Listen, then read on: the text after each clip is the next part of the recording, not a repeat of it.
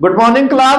हाँ, तो आज के इस क्लास में हम लोग ऑपरेटिंग सिस्टम का एक न्यू टॉपिक डिस्कस करने जा रहे हैं और उसका नाम क्या है? डेडलॉक। ठीक है, तो लोग डेडलॉक होता क्या है?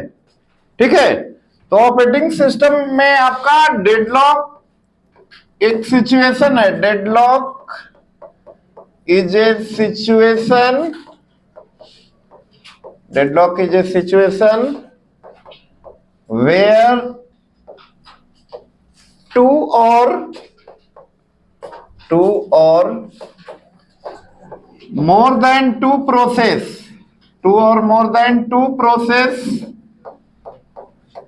are waiting for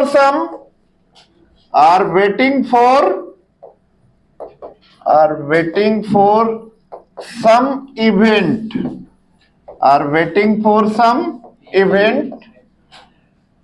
and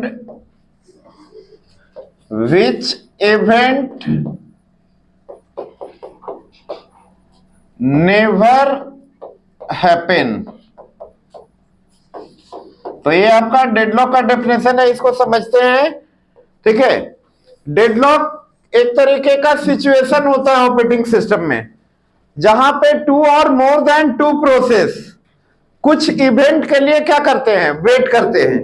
processes are waiting for some event, और वो इवेंट कभी भी होने वाला नहीं है। उस सिचुएशन को हम लोग क्या बोलते हैं? डेडलॉक। उस सिचुएशन को हम लोग क्या बोलते हैं? डेडलॉक। अब वो इवेंट क्या हो सकता है? माधव खड़े हो जाइए। इवेंट, किस इवेंट के लिए प्रोसेस वेट करेगा? Very good, due to IO requirement या फिर रेडी से रन में।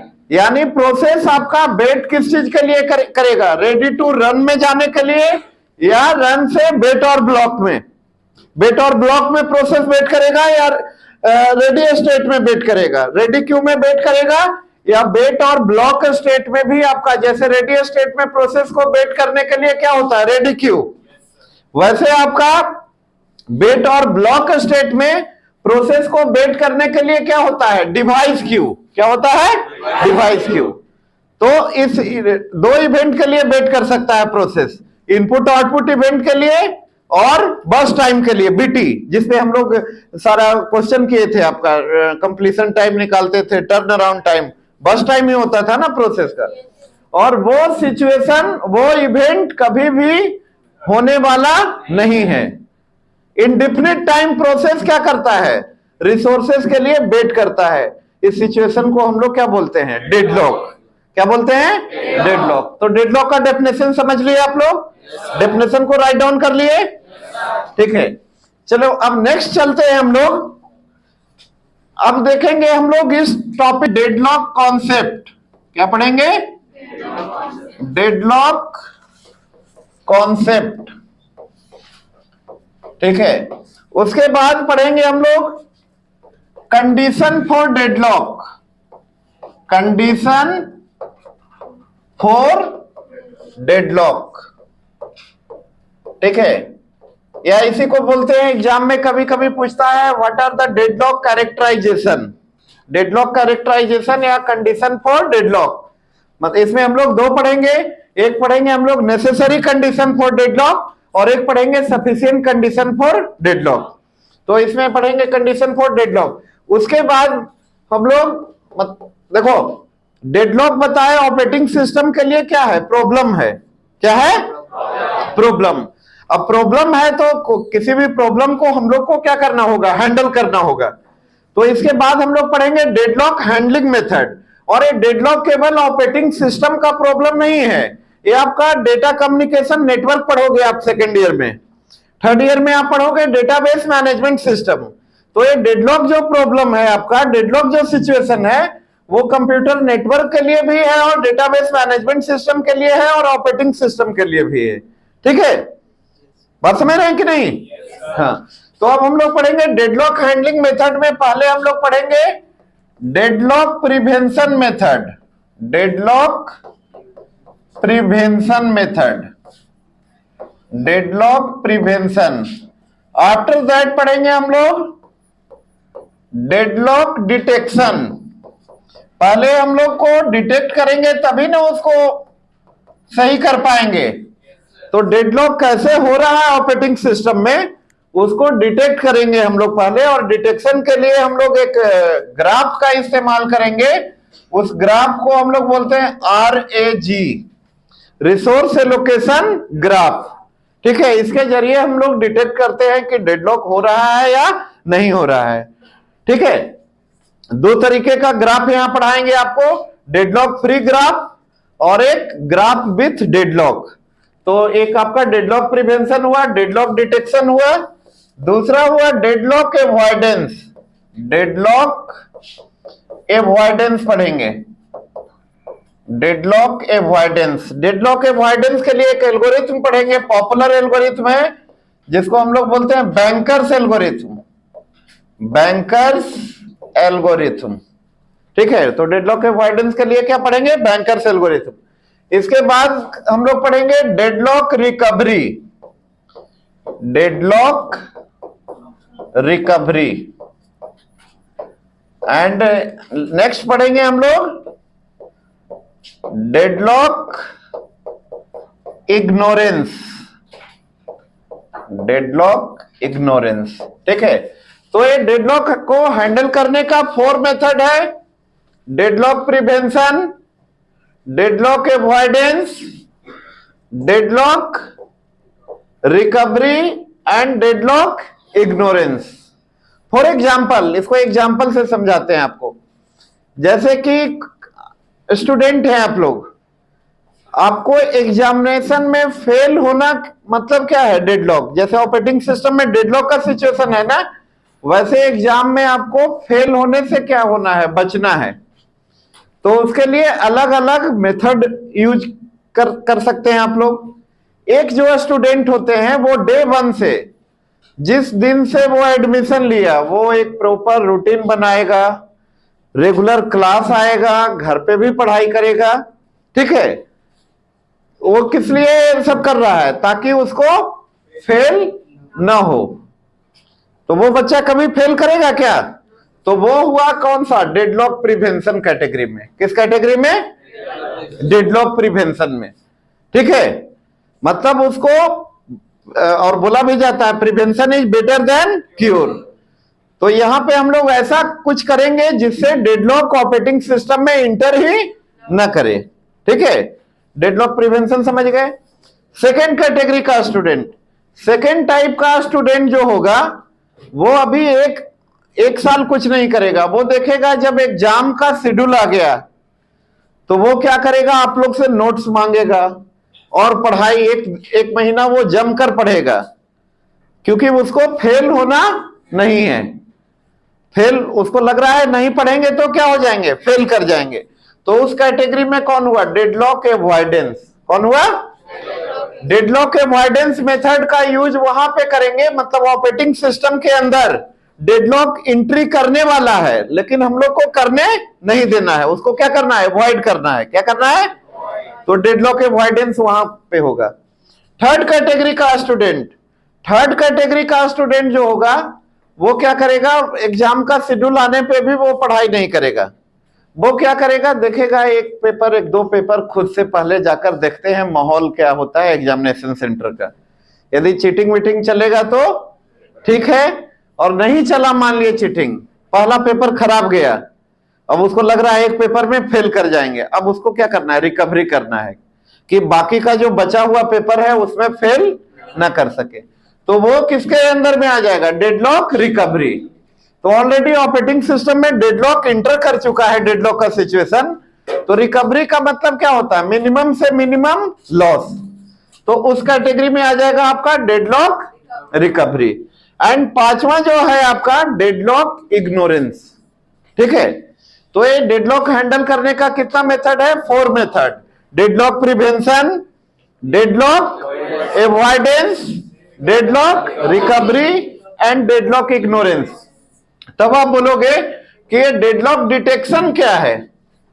ठीक है, अब मान लिया कोई डिजीज होता है किसी पेशेंट को, वो एमआरआई करवाता है, एमआरआई करवाने से वो ठीक थोड़ी हो जाएगा। लेकिन वो क्या है, डिटेक्ट करने के लिए, डिजीज है या नहीं वो डिटेक्ट करने के लिए एमआरआई करवाता है वो। तो वही काम यहाँ पे डिटेक्शन से सही नहीं हो जाएगा डेडलॉक, बट पता चल पाएगा कि डेडलॉक है या नहीं है, ऑपरेटिंग सिस्टम में डेडलॉक इंटर किया है या नहीं।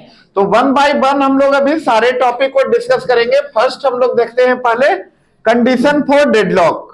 कंडीशन फॉर डेडलॉक मतलब किस किस कारण से डेडलॉक का सिचुएशन आता है ऑपरेटिंग सिस्टम में।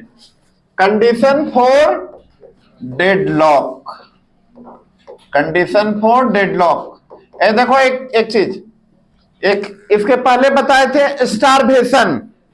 तो स्टारवेशन और डेडलॉक दोनों में वेट करता है प्रोसेस रिसोर्सेज के लिए, बट स्टारवेशन में क्या होता है, डिफिनिट होता है कि 1 घंटे 10 मिनट 1 महीने 2 महीने बाद प्रोसेस को रिसोर्स मिल जाएगा, लेकिन डेडलॉक में कोई चांस नहीं होता है। तो there are 4 necessary condition for deadlock. First one is mutual exclusion, mutual exclusion, mutual exclusion. Second is hold and wait, hold and wait. And third one is no preemption, no preemption. And fourth is circular wait. One by one हम लोग discuss करेंगे सारे condition को। ये there are mainly 4 causes होता है जिसके वजह से ऑपरेटिंग सिस्टम में डेडलॉक का सिचुएशन होता है। ठीक है, तो वन बाय वन डिस्कस करते हैं। पहला पॉइंट है हमारा, पहला कंडीशन है म्यूचुअल एक्सक्लूजन। देखिए म्यूचुअल एक्सक्लूजन का मतलब होता है एक बार में कोई एक प्रोसेस एक ही रिसोर्स को क्या करेगा, एक्सेस करेगा। मतलब एक रिसोर्स को साइमल्टेनियसली 2 प्रोसेस एक्सेस नहीं कर सकता है।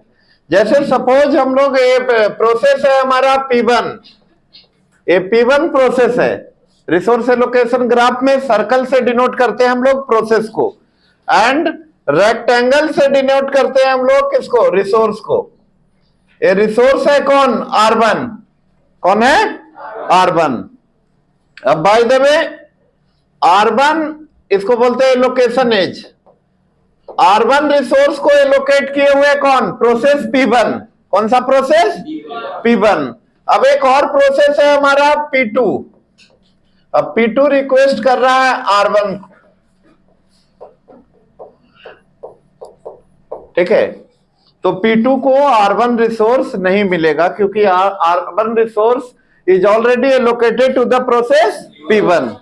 जब तक P1 आपका रिलीज नहीं कर रहा है किसको, R1 को, तब तक आपका P2 क्या करेगा, वेट करेगा। मतलब कि एक रिसोर्स को 2 प्रोसेस के साथ साइमल्टेनियस एक्सेस नहीं कर सकते हैं। क्यों नहीं कर सकते हैं, there are mainly 2 type of resources, shareable and non shareable resource. Resource कितने टाइप के होते हैं, 2 टाइप के। There are mainly 2 type of resources, shareable and non shareable, non shareable. जैसे नॉन शेयरेबल रिसोर्स का एग्जांपल क्या होगा, प्रिंटर। क्या, मान लीजिए एक प्रोसेस का आउटपुट आपका प्रिंटर पे आ रहा है, दूसरे प्रोसेस का आएगा एक साथ, क्या नहीं आएगा, वो क्या करेगा, वेट करेगा। शेयरेबल रिसोर्स के केस में कर सकते हैं, सपोज रीड ओनली फाइल कैसा रिसोर्स है, शेयरेबल रिसोर्स।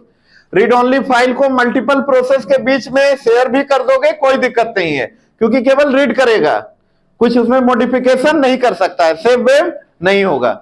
लेकिन हम लोग नॉन शेयरेबल रिसोर्स को एक साथ 2 प्रोसेस के बीच में शेयर नहीं कर सकते हैं, कोई दिक्कत। तो ये आपका कौन सा हुआ, पहला first condition is mutual exclusion, first condition is mutual exclusion. Second, hold and wait. Hold and wait में क्या होता है, कोई भी प्रोसेस, मान लीजिए एक प्रोसेस आपका अभी था ना, अच्छा फिर से बना देते हैं। एक प्रोसेस P1 है, ठीक है, P2 रिसोर्स है यहां पे R1, ठीक है। R1 रिसोर्स एलोकेटेड है किसके साथ? P1 के साथ। और आपका P2 जो है, सॉरी P1 जो है एक रिसोर्स है कौन? R2। R2 एलोकेटेड है किसके साथ? P2 के साथ। अब यहां पे P1 जो है R1 को क्या कर रहा है? होल्ड करके रखे हुए। Process P1 is holding resource R1 and wait for R2। P1 जो है R1 को होल्ड किए हुए है और R2 के लिए क्या कर रहा है? वेट कर रहा है। तो इस कंडीशन को हम लोग बोलते हैं होल्ड एंड वेट। मतलब प्रोसेस पहले से कुछ रिसोर्स को होल्ड करके रखा हुआ होता है, उसके अलावा एडिशनल रिसोर्स के लिए क्या करता है? वेट करता है। तो इस कंडीशन को हम लोग क्या बोलते हैं? Hold and wait. ठीक है। अब देखो, जब तक कि P2 आपका नहीं रिलीज करेगा R2 को, तो P1 R2 के लिए क्या करेगा? वेट करेगा। तो दूसरा कंडीशन क्या होता है? Hold and wait. Third condition बताए थे आपको, नो प्रिम्पशन। थर्ड क्या बताए थे? No preemption. देखो, दो टाइप का एल्गोरिथम पढ़े हम लोग। कौन कौन? Primitive and non primitive. Non primitive में मान लिए कोई प्रोसेस है, उसका बर्स्ट टाइम 5 है। ठीक है, प्रायोरिटी बेस्ड ही पढ़ रहे हो तुम, प्रायोरिटी बेस्ड शेड्यूलिंग से ही शेड्यूल कर रहे हैं। अब मान लिए 2 यूनिट जैसे ही चला P1 से हाई प्रायोरिटी का कोई प्रोसेस आ गया, तो उसको प्रिम्प्ट करेंगे क्या हम लोग? नॉन प्रिमिटिव में क्या बताए थे? जितना BT होगा, अरे FCFS या SJF या फिर प्रायोरिटी बेस्ड का जो नॉन प्रिमिटिव वर्जन था, जितना BT होता था उतने BT के लिए शेड्यूल करते थे ना। मतलब बीच में हम लोग फोर्सिबली किसी भी प्रोसेस को से रिसोर्सेस को रिलीज नहीं करवा सकते हैं। प्रिमिटिव के केस में करवा सकते हैं। प्रिमिटिव में 1-1 यूनिट चलाते थे और चेक करते थे हाई प्रायोरिटी का प्रोसेस कौन आया, या फिर SRTF में देखते थे कम BT का प्रोसेस कौन आया। लेकिन नॉन प्रिमिटिव में ऐसा पॉसिबल है क्या? तो दूसरा कारण क्या है? No preemption. ठीक है। अब मान लिए कि यहां P1 को जरूरत है R2 को, P2 से रिलीज करवा करके P1 R2 को दे दिया जाए, किसको? P1 को। तो डेडलॉक का सिचुएशन होगा क्या? लेकिन ऐसा हम लोग नहीं कर सकते हैं। क्यों नहीं कर सकते हैं? Due to preemptive and non preemptive scheduling. Preemptive के केस में ऐसा पॉसिबल है, बट नॉन प्रिमिटिव के केस में ऐसा पॉसिबल नहीं है। कोई दिक्कत? अब देखो, नेक्स्ट कंडीशन हम लोग देखेंगे, सर्कुलर बेट। फोर्थ कंडीशन क्या है आपका? Circular wait. अब तक हम लोग 3 कंडीशन देखे। कौन कौन? Mutual exclusion, hold and wait, no preemption. किसी में डाउट, किसी भी कंडीशन में डाउट है पूछ लीजिए। म्यूचुअल एक्सक्लूजन, माधव बताइए, म्यूचुअल एक्सक्लूजन का मतलब क्या हुआ? सर, जैसे कि कोई प्रोसेस अगर किसी रिसोर्स से लोकेटेड है, तो उसको फिर उससे हटा के दूसरा जो प्रोसेस उसको नहीं मिल सकता है, तो वो उसको वेट करना पड़ेगा। क्यों? क्योंकि वो पहले प्रोसेस से लोकेटेड। मतलब एक बताए, प्रोसेस और रिसोर्स के बीच में क्या होगा?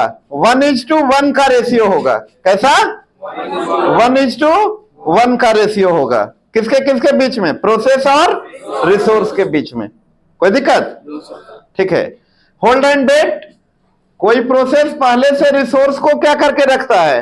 होल्ड करके रखता है, और उसके अलावा एडिशनल रिसोर्स के लिए क्या करता है? वेट करता है। जैसे यहां पे इस डायग्राम में हो रहा था, P1 जो है R1 को होल्ड करके रखा हुआ है और R2 के लिए क्या कर रहा है? वेट कर रहा है। ठीक है। तो उस कंडीशन को हम लोग क्या बोलते हैं?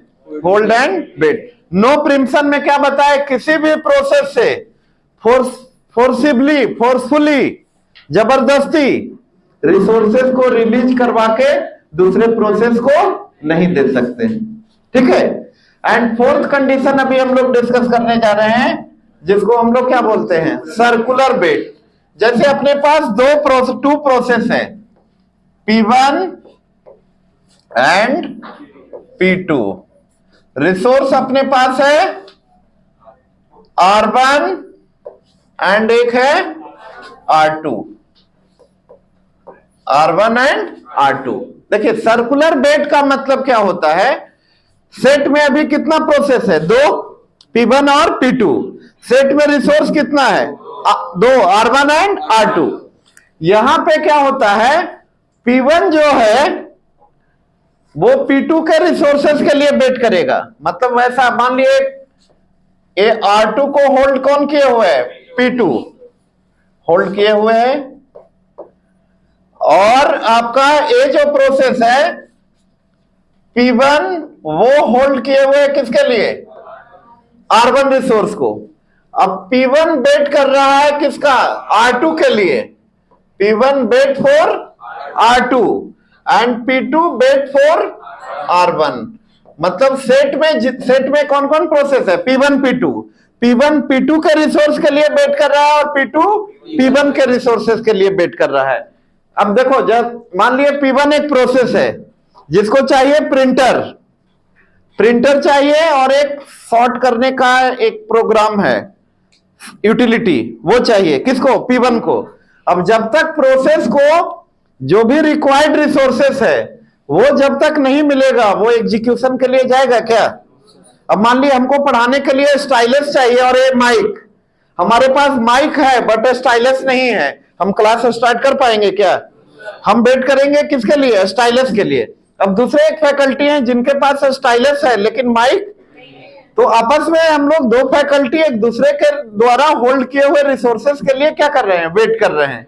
और ये वेट का सिचुएशन कभी भी खत्म नहीं होने वाला है, क्योंकि उनको माइक नहीं मिलेगा तो क्लास एंड नहीं करेंगे, और हमको वो स्टाइलस नहीं मिलेगा तो हम क्लास स्टार्ट ही नहीं करेंगे। दोनों एक दूसरे के रिसोर्स के लिए क्या करते रहेंगे, और ये इवेंट कभी भी खत्म होने वाला नहीं है। इसी सिचुएशन को हम लोग क्या बोलते हैं? डेडलॉक। जैसे यहां जब तक P1 को R2 नहीं मिलेगा और P2 को R1 नहीं मिलेगा, ये दोनों प्रोसेस क्या करते रह जाएगा?